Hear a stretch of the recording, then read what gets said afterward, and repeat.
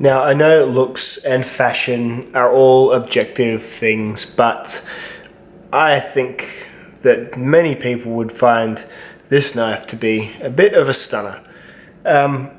Providing you're okay with a titanium frame lock flipper, I just think that is one of the nicest looking blades hitting the town this year. Well, I think it actually hit the town last year. This is the Zero Tolerance ZT0220.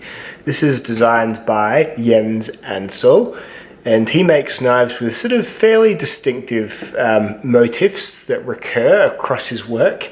I would say this backspacer here reeks of Ansel with its little exposed lanyard hole, as well as the general blade shape and the kind of banana shape of the blade.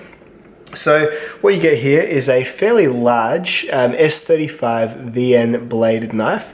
It's got a mainly flat grind. It does come to rest on a bit of a secondary flat here. Good for putting in the Tormek. It is not good for the Tormek in other ways, but I'll get to those later. And then you get some titanium frame locking handles here. You get a very flash orange backspacer, which is really what sells the knife to me. And you get a very, very smooth action from the KVT bearing system, which, well, it's very smooth. What more can you say about a bearing system?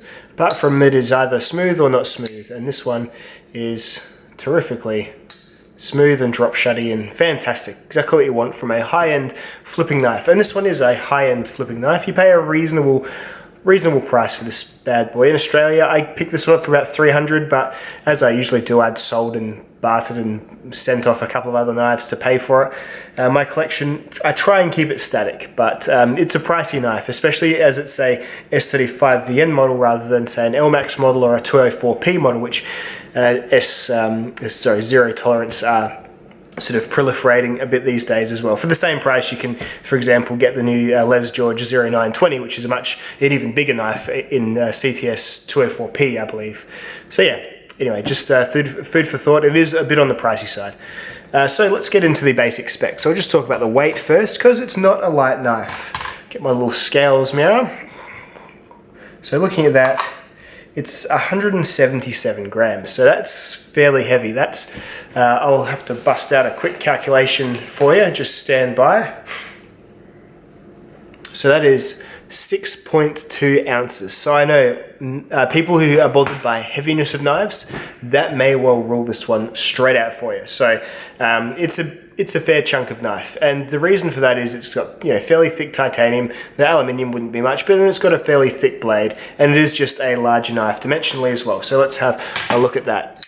So this is it laying on the table there. Let's put some comparisons below. So we'll start off with what everyone knows, I believe. We'll start off with a Victorinox Swiss Army knife. So I'll go from blade, so you can see blade and handles compared there. What else do most people know? A Benchmade 940, we've all sort of seen those around. So that's that there. Sort of similar-ish size class, but of course the 940 being a very, very efficiently designed knife rather than a stylishly designed knife, some would say, weighs less than half at 83 grams. So there you go. And then we've got another good working knife, the Cold Steel American Lawman. It's a little bit less blade, just a pinch less blade at least, a little bit more handle perhaps. Good attributes for a working knife to have. Forward finger choil as well. And then just a couple of other quick ones. Falcon-Even U2. There we are. And a Kaiser Gemini. Now this one, don't you think this has a very similar looking blade? Very kind of, yeah, very, very similar. I can see the resemblance. And the reason I like the Gemini so much is because of that, sort of that it's a real plain sort of looking blade, but it's really high efficiency in terms of being a really good cutter. The Gemini is obviously a little bit thinner. See that there? It's a big thick knife, this one here. And one more knife for comparison. Let's have another ZT on the table there, shall we? So this is the ZT0562, and that one's in LMAX, and that is more or less the same size knife. So same size. This one will be a bit lighter though, because it's half G10 pretty much. So let's get the scales on there. So that's 160 grams. They're still not super light, obviously, but a little bit less than the 177 of the 0220. So that's the specs and whatnot aside. The blade is on the 3.5 inches. The handle's, 4.5 to 5 inches. It's kind of that class of knife. If you understand, if you've held the other knives I've shown on the table, I think you'll find, as I usually do, that's the best showing of how much space the knife will take up on you. It's relatively thick. It's, as in spine-wise, it's a little bit thicker in terms of blade and in terms of handle across than the 940, and obviously a little bit wider than the 940 in the pocket as well, which that's the main dimension that I really get bothered by. I often go on about it as well. Anyone who watches my reviews will know I care greatly about how far across a knife goes this way, because say when you're carrying a phone in your pocket, that's where it starts to sort of become a bit more efficient, having something a bit thinner. Anyway, but the best thing about having a wider knife though is that they can often spend that on making the blade slicier, and they've actually done that really well with this one. So let's move on to the main review.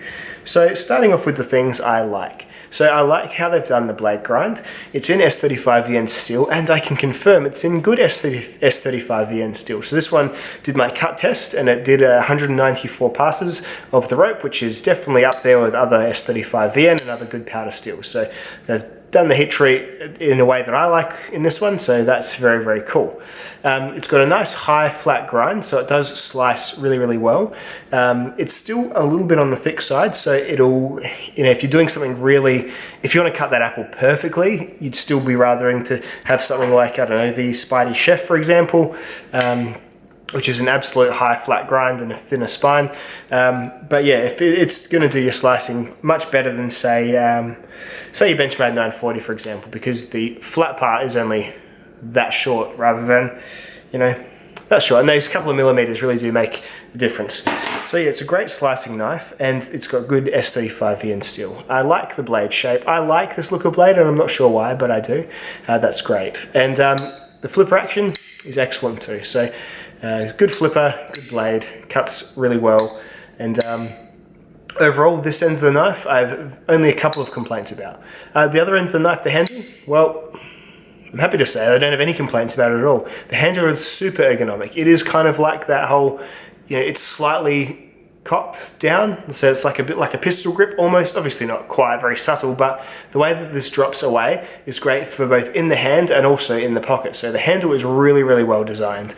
I love the flourish of the orange aluminium backspacer. I think that's really, really cool. I don't mind the blue shield. Some people go, blue, as in it clashes with the orange, but I don't care. It's just obvious branding, and that's fine.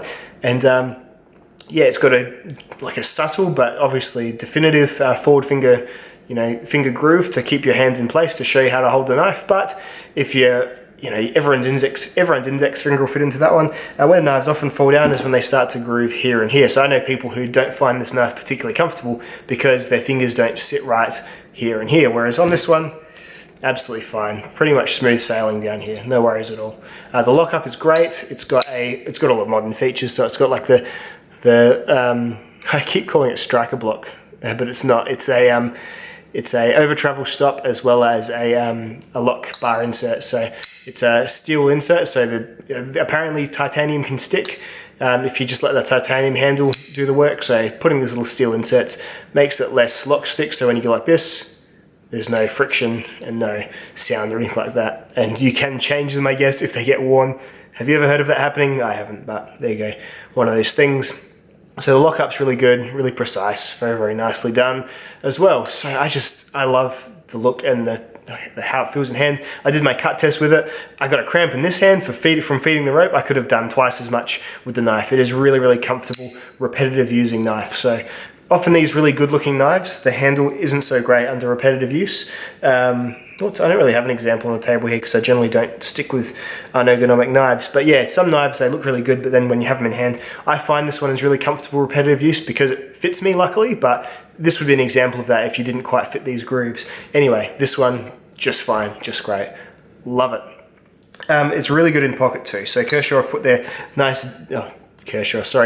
have put their nice ZT/Kershaw deep carry pocket clip on there. The branding is fine with me, I don't mind that at all. It carries really nicely in the pocket. I'll slide in some pocket shots now. Just a little tiny bit protruding, and it is like the nice little glint of orange that you can see.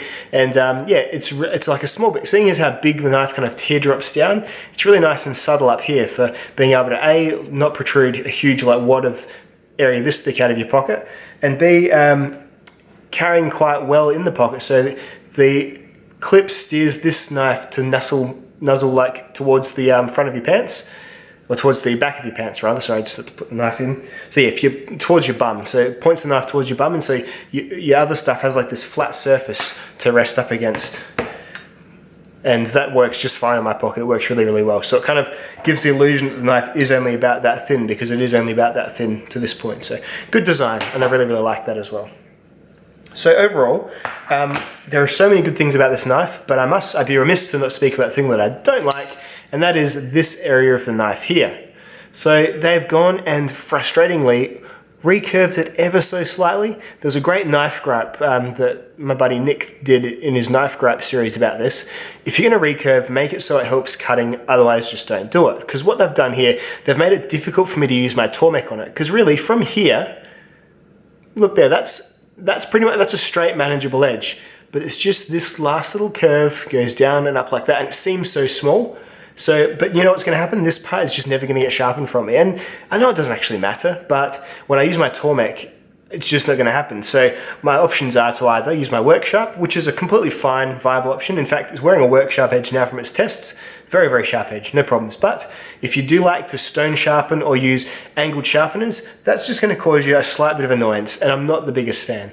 And another thing is they've kind of got it choilish here, but then it's not quite a choil either. So I wouldn't have minded. They could have even just kept it blank for a bit longer and started the blade here and had a definitive forward choil. So that's the only part of the knife that I really am not stoked on. But overall, it's such a small issue that I really don't notice, seeing as most times get the knife out of my pocket, open it up, cut something from here to here, put the knife back in my pocket. And I've been doing that a lot since I've got this knife, and it is great at doing that. Absolutely great. So overall, good package. It's good steel, great ergonomics on the handle. It's a good slicer, carries well in the pocket, flips excellently. A couple of minor annoyances here and here, but overall, geez, it's one of my favorite knives already. It really is. I absolutely love it.